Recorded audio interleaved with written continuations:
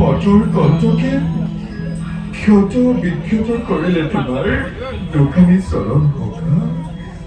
বৰ কষ্ট পাইছা চাগে নহা নাই নাই নাই নাই সখা